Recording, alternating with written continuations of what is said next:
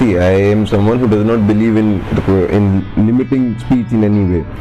However, the question of free speech and the question of freedom of expression and these questions are invariably linked with the question of political power. It's invariably linked with who controls social, economic and cultural resources in a particular context. So if you see in India right now, you have people on the right who have the freedom to say almost anything, and extreme hate mongering is permitted. There is no action taken. In fact, you have ministers, you have even chief ministers right now in the country who have had a track record of giving hate speeches. I mean, recently Yogi Adityanath was made the chief minister of Uttar Pradesh after BJP had a landslide victory there. You look at the track record of Yogi Adityanath. I mean, it will put to shame anyone who is committed to ideas of democracy. Things like abducting Muslim women. He's advocated violence against minority communities, but he's still at the helm of power. On the other hand, you saw how the entire crackdown on JNU and on a lot of other educational institutes and on a lot of other people have happened in the name of sedition or putting all these kind of charges. So at the end of the day, it's about who controls power, and the people who control power have complete freedom to do anything, to say anything, and the ones who are deprived of those power, they are villainized, they are criminalized. So all those debates around free speech that we are seeing in our country right now, we have to fundamentally connect it with the question of political and economic power in the country. 2014 marked an important event in India. Of course, it was not that things were hunky-dory before 2014, and there were problems back then as well.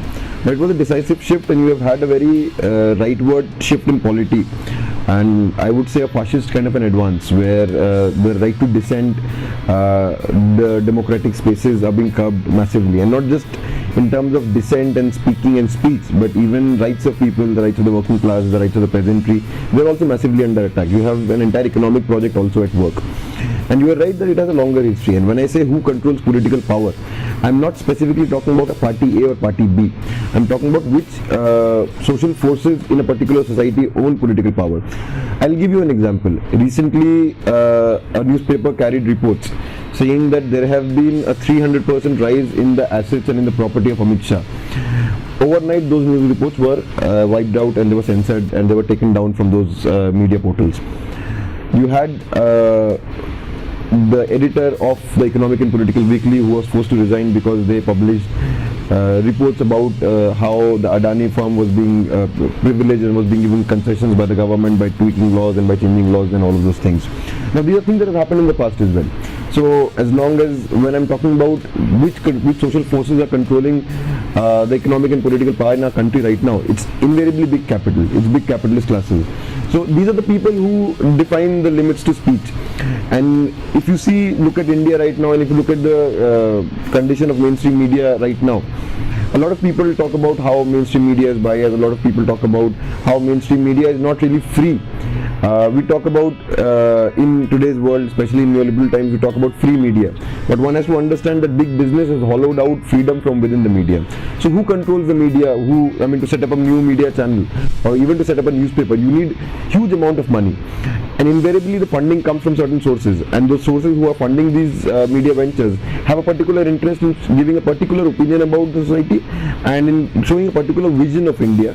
And anyone who contradicts that, who brings out another reality which is very much a reality of India, those people are criminalized.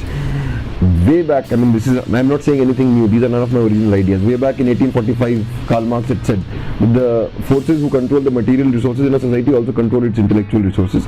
And the ideas of the ruling class are the ideas of a society. So that's what we are seeing right now.